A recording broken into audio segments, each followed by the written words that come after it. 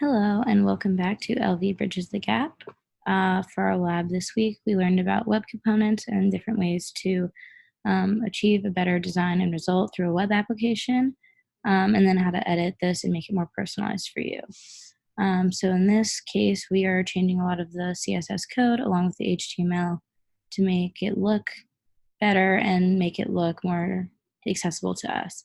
So for this example, I changed a lot of these things. But what I want to focus on is the separation between the CSS and then the HTML code. So the CSS is going to be the outline and the colors of this. So in this case, I changed it the pink or the yellow to pink, but I can always change it back and press save. So this is something that's super easy to change, and you can just type in the color, or again, you can use those CSS codes. But to make it easier, and I think for more of a business purpose, we want to use the actual code word. As far as the words go and the other things that are included in this, I changed the icon photo to make it something that's more of a technology business related image. So I found a JPEG image from the web and I easily just put it in the middle of the source. Again, you can easily change the name by just typing. So I could always make it Lauren instead, but of course I go by LV Bridges the Gap, so I will do that. And it's super easy to make this personalized to you, which really brings me into my point that learning HTML and CSS as a business is something that's really easy to learn, but a lot of people are afraid of. I think seeing that these differences in the code on each side is something that a lot of people would be shocked at and be like, oh, I don't know how to do that. But really, you don't have to do all of the coding itself. You just have to change what you need. So being able to read the code in a way that you're just trying to make the changes that you need is something that's really easy to learn.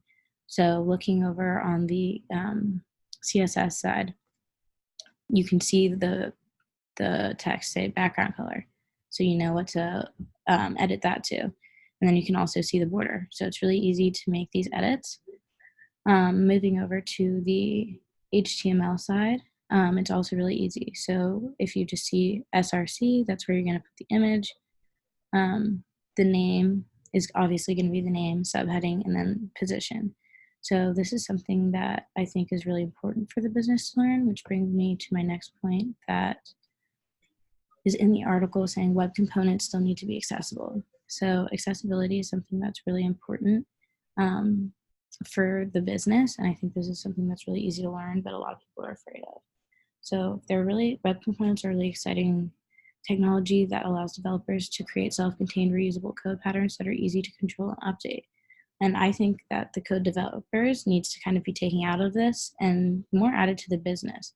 This is accessibility for all people to use and something that's really easy to learn and update. So it's not really just for the developers, it can be for anybody.